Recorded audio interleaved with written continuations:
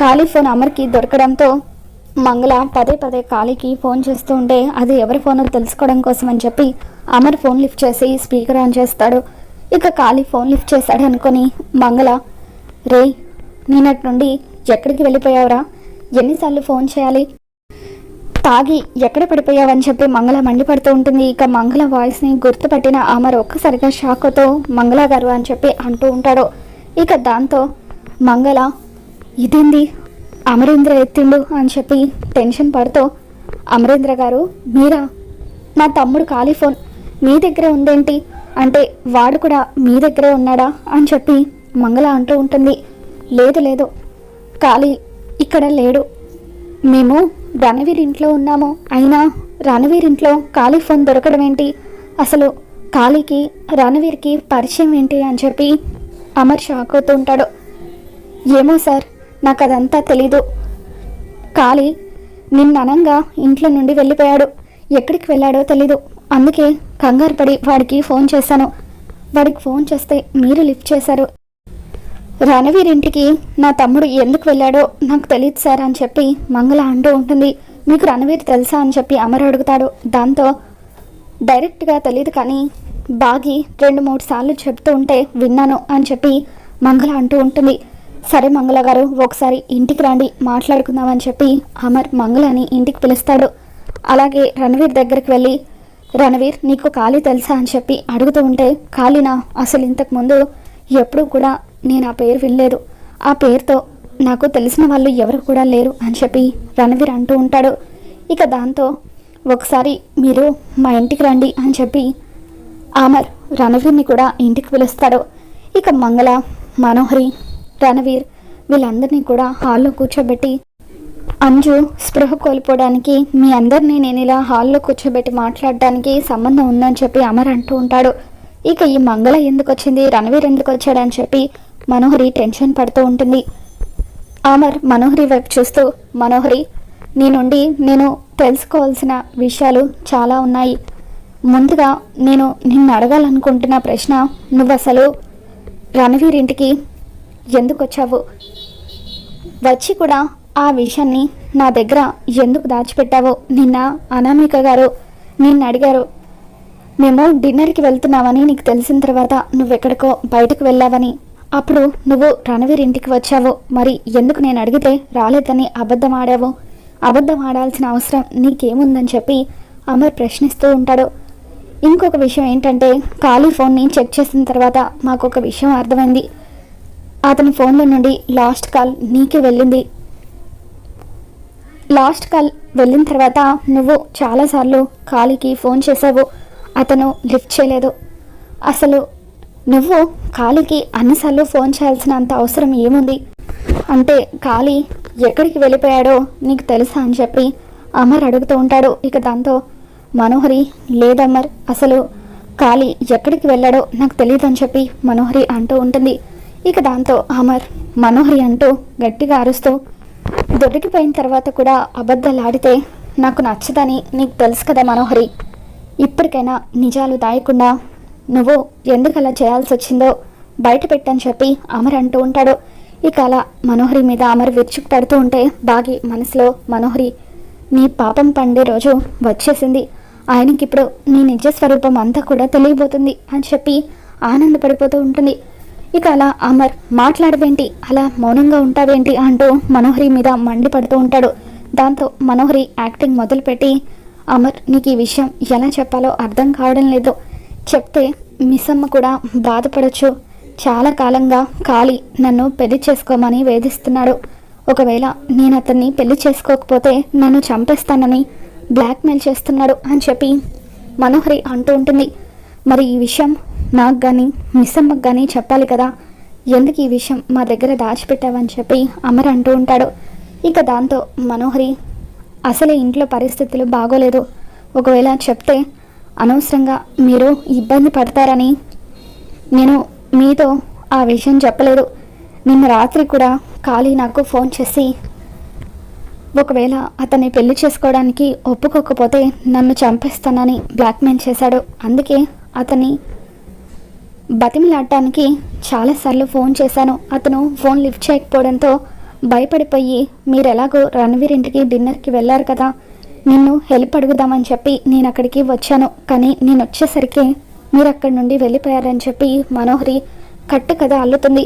ఇక దాంతో మంగళ ఈ పోరేంది నా తమ్ముని ఇరికించేస్తుందని చెప్పి, ఇదిగో పోరి నువ్వు తప్పించుకోవడానికి నా తమ్ముని ఇరికించకు అంటూ, సార్ అసలు ఏం జరిగిందో నేను చెప్తాను. ఈ మనోహరి మీరు అనుకుంటున్నట్టుగా అంత మంచి మనిషి ఏం కాదు. అసలు నా తమ్ముడు కాలి జైలుకి వెళ్ళడానికి కారణం ఈ మనోహరిని నా తమ్ముడికి డబ్బాష చూపించి సరస్వతి మేడంని చంపించాలని చూసింది. అది కుదరకపోవడంతో జైలు నుండి బయటకు వచ్చిన నా తమ్ముడికి మళ్ళీ పెళ్లి చేసుకుంటానని ఆశ కల్పించి ఈ రణవీర్ని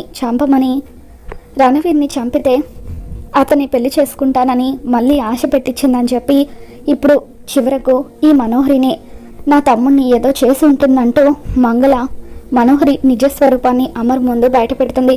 ఇక దాంతో అమర్ మనోహరి వైపు చూస్తూ, సరస్వతి మేడంని చంపాలనుకుంది నువ్వా మనోహరి? కాళీ చేత ఇదంతా చేయించింది నువ్వా అని చెప్పి నిలదీస్తూ ఉంటాడు. లేదమర్, నేను అలా ఎందుకు చేస్తానని చెప్పి మనోహరి అబద్ధాలాడడం మొదలు పెడుతుంది. ఇక దాంతో ఖచ్చితంగా ఈ అమ్మాయి అదంతా చేయించే ఉంటుందమర్. మొదటి నుండి ఈ అమ్మాయి మీద మాకు అనుమానంగానే ఉంది అని చెప్పి అమర్ వాళ్ళ అమ్మ నాన్న కూడా అంటూ ఉంటారు. ఈ ముసలిలేంటి నన్ను ఇలా ఇరికించేస్తున్నారు అని చెప్పి మనోహరి అనుకుంటూ ఉంటుంది. ఇక ఆ తర్వాత అసలు కాళీ చేత రణవీర్ని చంపించాల్సిన అవసరం నీకేంటి అంటే, రణవీర్కి నీకు అంతకు ముందే పరిచయం ఉందా అని చెప్పి అమర్ అడుగుతూ ఉంటాడు. ఇక మనోహరి ఏమీ మాట్లాడకపోవడంతో అమర్ రణవీర్ వైపు చూస్తాడు. చూడు రణవీర్, మనోహరికి నీకు అంతకు ముందే పరిచయం ఉందా? ఒకవేళ ఉంటే అది ఎటువంటి పరిచయం? మీ ఇద్దరికి అసలు సంబంధం ఏంటి అని చెప్పి, ఎందుకు మనోహరి నిన్ను చంపించాలనుకుందంటూ అమర్ రణవీర్ని ప్రశ్నిస్తూ ఉంటాడు. ఇక దాంతో రణవీర్, అంటే కాళీతో చేరి నువ్వు నన్ను చంపించాలని చూసావా మనోహరి? రాత్రి నువ్వు నన్ను పొడవబోయి అనుకోకుండా కాళీని పొడిచావన్నమాట. నన్ను చంపడం కుదరకపోయేసరికి నన్ను కాపాడడానికే వచ్చినట్టుగా ఎంత నాటకం ఆడావు అని చెప్పి రణవీర్ మనసులో అనుకొని, నీ కుట్ర మొత్తం కూడా అమర్ ముందు బయట పెడతాను అనుకొని, సారీ అమరేంద్ర గారు, మీ దగ్గర నేను ఇప్పటి వరకు ఒక విషయాన్ని దాచిపెట్టాను.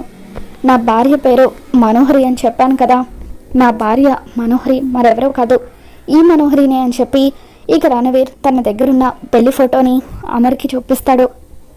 కొన్నేళ్ల క్రితమే కలకత్తాలో మా ఇద్దరికి పెళ్లి జరిగింది అని చెప్పి అలా రణవీర్ జరిగింది మొత్తం కూడా అమర్కి చెప్పేస్తాడు.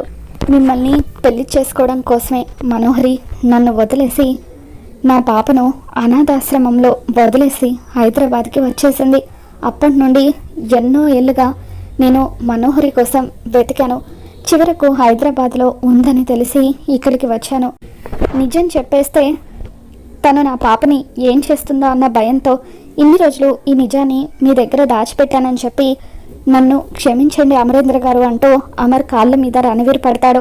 ఇక దాంతో అమర్ రణవీర్ని పైకి లేపి మనోహరి దగ్గరికి వచ్చి మనోహరి చెంప పగలగొడతాడు.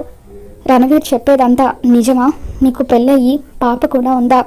పెళ్ళయ్యి పాప కూడా ఉంటే ఆ విషయాన్ని మా దగ్గర దాచిపెట్టి ఎవరూ లేరని అనాథనని చెప్పి మా ఇంట్లో ఇన్ని రోజులు ఎందుకు ఉంటున్నావు మనోహరి? ఏం ఆశించి ఉంటున్నావని చెప్పి అమర్ అంటూ ఉంటాడు. ఇక దాంతో, రే అమర్, నీకు ఇంకా అర్థం కాలేదా? ఈ మనోహరి నీ మీద కన్నేసి ఎలాగైనా సరే నిన్ను పెళ్లి చేసుకోవాలని మన ఇంట్లో తిష్ట వేసుకుంది. బాకీని నిన్ను విడదీయాలని ఈ మనోహరి ఎన్నోసార్లు ప్రయత్నించింది. అసలు మా అనుమానం ఏంటంటే ఆరుని కూడా ఈ మనోహరినే మన నుండి దూరం చేసిందేమోనని మాకు అనిపిస్తుందని చెప్పి ఇక వాళ్ళిద్దరూ అమర్తో అంటూ ఉంటారు. ఇక అలా వాళ్ళందరూ కూడా ఏడుస్తూ అలా అమర్కి చెప్తూ ఉంటే, నిజమా మనోహరి? ఒకవేళ నా ఆరుని మా నుండి దూరం చేసింది నువ్వే అని బయటపడితే మాత్రం నిన్ను క్షమించేదే లేదు. ఈ క్షణమే నిన్ను చంపేస్తాను అని చెప్పి అమర్ ఆవేశంతో ఊగిపోతూ ఉంటాడు. ఇక ఇంతలో అంజు స్పృహలోకి వస్తుంది. అమ్మ అంటూ గట్టిగా అరుస్తుంది. అంజు అరుపు విని బాగి పరిగెత్తుకుంటూ గదిలోకి వెళ్ళి అంజుని కిందకి తీసుకొని వస్తుంది.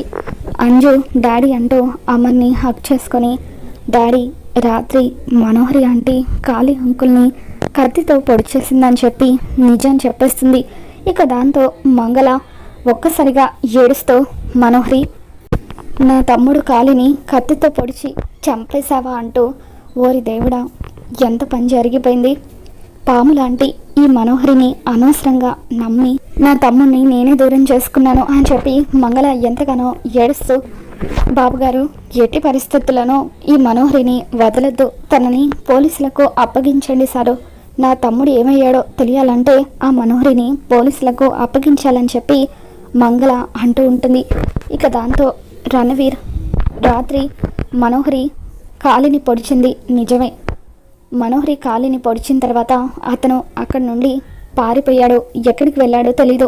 నేను అతన్ని పట్టుకోవాలని చాలా దూరం పరిగెత్తాను, ఎక్కడికి వెళ్ళిపోయాడో తెలీదు అని చెప్పి ఇక అలా మనోహరి నిజ స్వరూపం మొత్తం కూడా రణవీర్ బయట పెట్టడంతో అప్పుడు అమర్ పోలీసులకు ఫోన్ చేసి మనోహరిని అరెస్ట్ చేస్తాడు.